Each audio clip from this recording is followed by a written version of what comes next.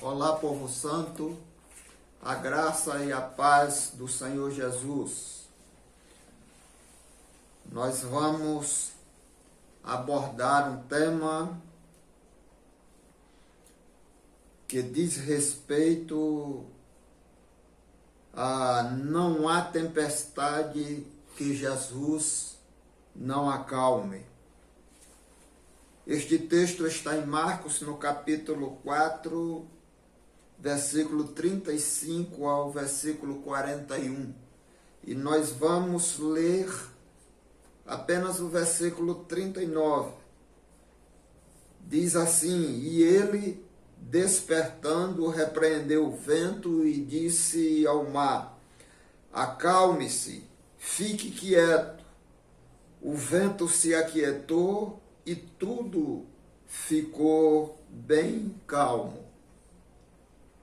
Neste texto, vemos Jesus acalmando uma tempestade, demonstrando o seu poder sobre as diversas circunstâncias que nos ocorrem diariamente. Mas será que houve algum ensino nesse episódio? Analisemos através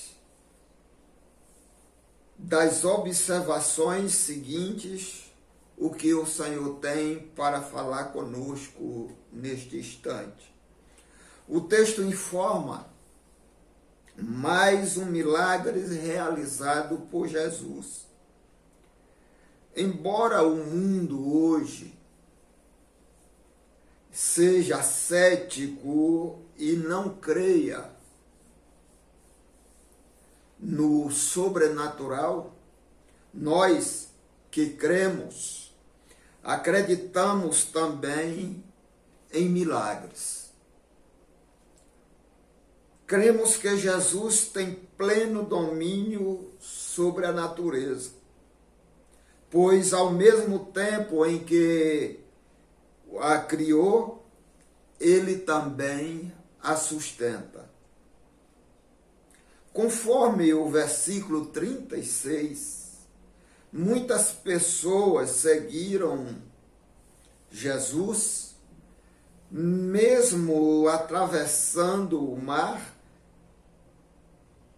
Porém, a pergunta é: com que motivação elas o seguiram?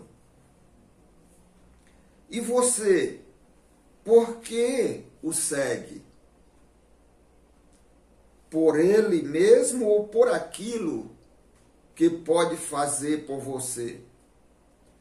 Infelizmente, muitos seguem a Jesus apenas pelas vantagens que podem obter desse relacionamento.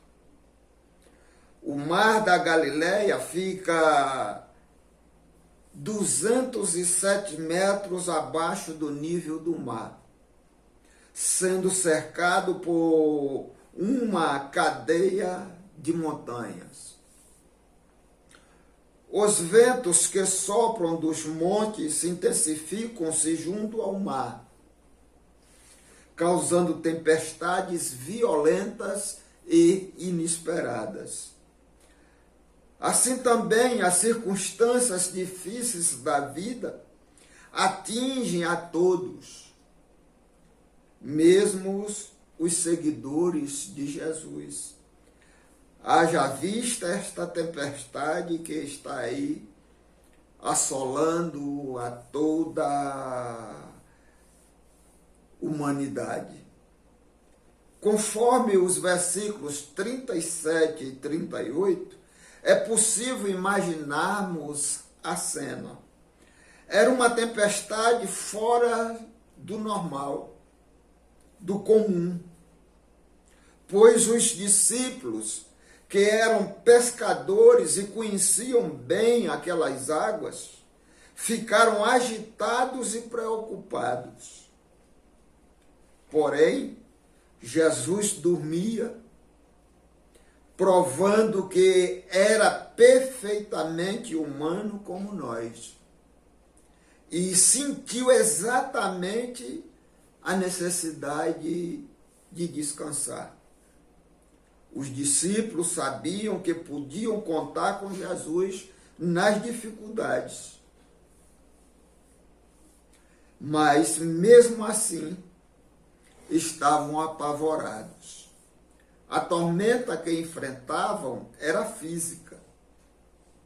Mas tormentas de outras ordens podem nos acontecer, como as psicológicas, as de relacionamentos, as de saúde, financeiras, familiares, etc. Contudo, podemos ter certeza que, assim como os discípulos, sabemos que podemos contar com Jesus nas mais diferentes dificuldades. Essa é também a sua crença? Então, por isso, podemos nos unir aos discípulos e clamar: Mestre, o Senhor não se importa que pereçamos? Nos versículos finais, 39 a 41, Jesus acordou e repreendeu o vento e o mar. O vento aquietou-se, no mar se fez bonança, e Jesus repreendeu também os discípulos, dizendo: por que vocês são assim tão medrosos? Como é que ainda não têm fé? Meus amados, Jesus pode mudar as nossas circunstâncias, mas pede que tenhamos uma fé sólida, firmada nele mesmo, conforme exorta o escritor aos Hebreus no capítulo 12, no versículo 2, quando diz: olhando firmemente para o autor e consumador da fé, Jesus, o qual, em troca da alegria que lhe estava proposta, suportou a cruz, ou as circunstâncias, sem se importar com a vergonha, e agora está sentado à direita do trono de Deus.